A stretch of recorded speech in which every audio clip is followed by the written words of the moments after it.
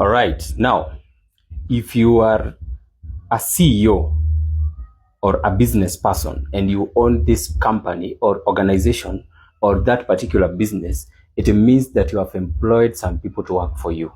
All right. You have some employees. You can have 5, 10, 20, depending on the size of your firm or the size of your organization. And employees, or those people that you have employed, serve as one of the pillars, of the most important pillars in that organization of yours. Why am I saying that they are one of the most important pillars? It's because if employees underperform, then your organization is not going to perform well. If they are not going to work as expected, then it means something is going wrong in your organization. And in most cases, you find that the employers create that environment whereby the employees cannot perform better in an organization because they feel that this person is not qualified in terms of this and this and that. And instead of correcting them and showing them the way, they end up firing them and refiring again. And then you find out that in that particular organization, there is what we call employee or labor turnover, which is not a very good sign in an organization which actually wants to grow. All right. Now, why am I saying this? If you are an employer or a CEO or a business person that you have employees under you, it's always good to to have a very professional relationship and a very good relationship with your employees, because they are one of the pillars to your organization. And if they underperform, then your organization is not going to perform well. And for you to make sure that the employees perform well in your organization, so that you can experience a very good outcome out of what the employees are doing, what are you supposed to do? And that's why this one leads to, in this particular video, we are going to discuss ways to make employees perform better in your organization, so that even to increase the income that is coming in an organization, and of course even to have a very good reputation about this organization. Or you hear something like, I was served by so and so and she talked to me nicely and everything was very good. So everything is positive in your organization. All right. And you can see today I come with a book because I don't want to miss any point, because I have 8 points and I don't want to miss any of them. And that's why I have my book right here. All right. So gentlemen, I want us to discuss ways to make employees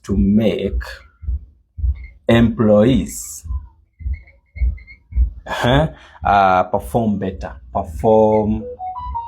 better in an organization. Yeah, ways to make employees perform better in an organization. Point number 1, I'm talking about training. I'm not going to explain so much because these ones are direct points and something that you can explain by yourself. But you know about training is very important.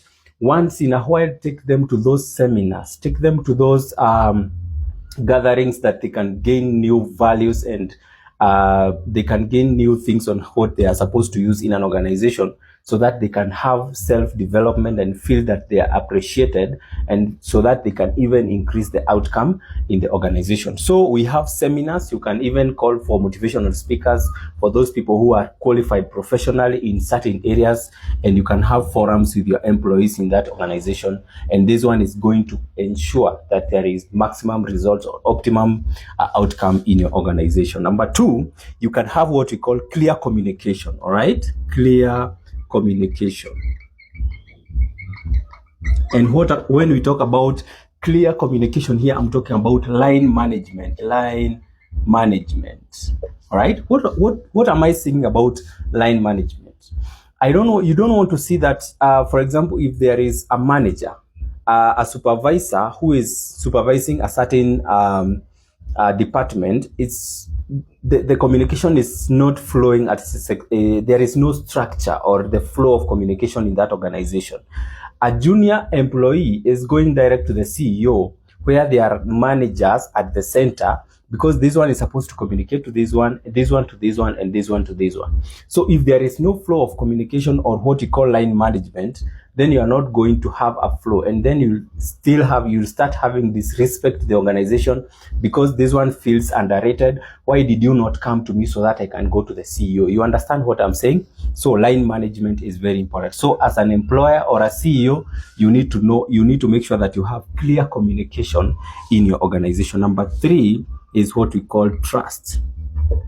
If you want maximum results in an organization, if at all you have employed someone in an organization, why don't you trust them with the work they are doing? When employees feel that the work that they are doing can be relied upon, even when it comes to managerial decision making, they feel good and they want to work more, and they can recommend more, because they feel that their decisions that they are being, or the work that they are doing, can be relied upon when it comes to decision making in that organization. So as an employer or a CEO, learn how to trust your employees in terms of work they are doing, in terms of the organizational behaviors, and so on and so on. So trust is very important.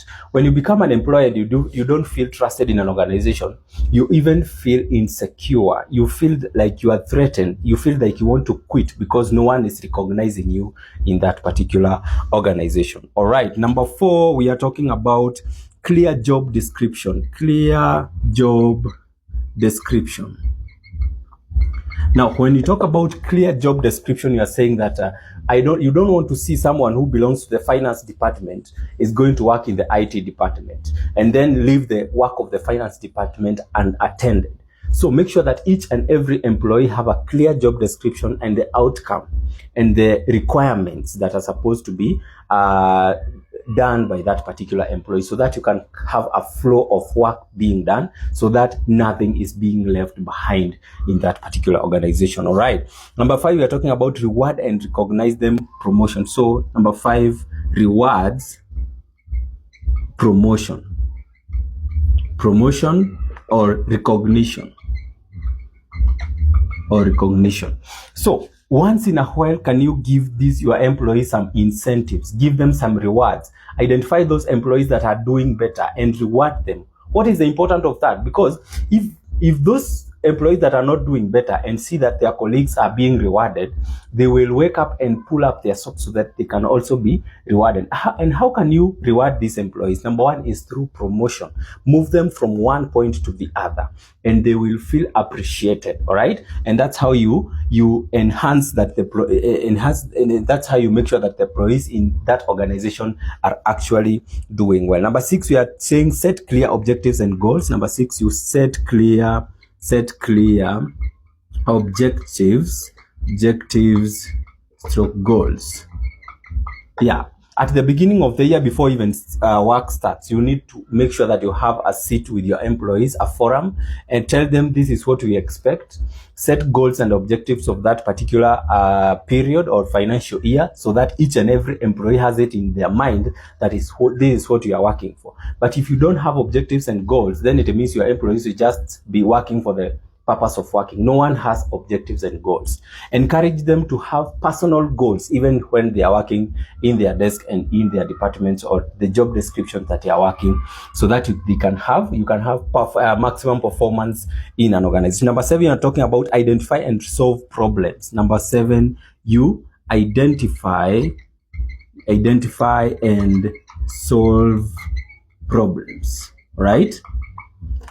Your work is to oversee the work that is being done as a manager or as an employer or a CEO. Your work is to oversee the work that is being done in that particular organization.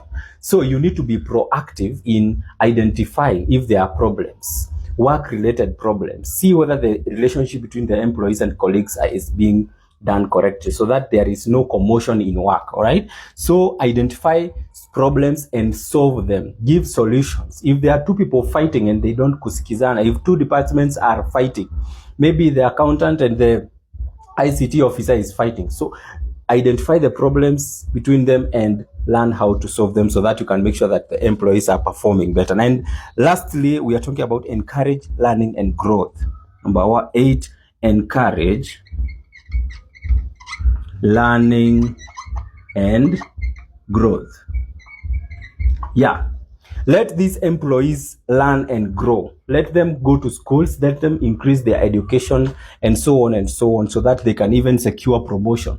Because in nowadays, people, for you to be promoted, you must be increasing your education. And ladies and gentlemen, that is all you need to do. If you are a CEO or a business person and you have employees under you, make sure you have these points in your diary so that you can follow them. Guys,